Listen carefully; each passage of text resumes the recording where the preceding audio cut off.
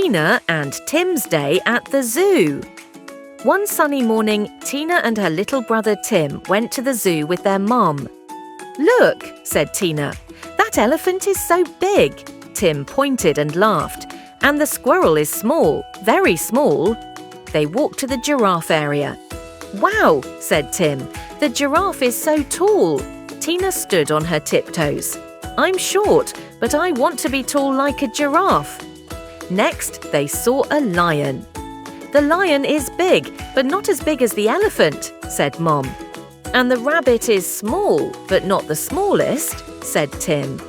Then they saw the flamingos. "They have long legs," Tina said, "longer than mine."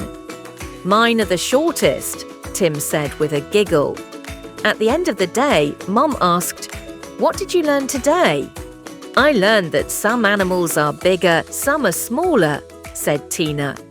"And some are tall and some are short," said Tim.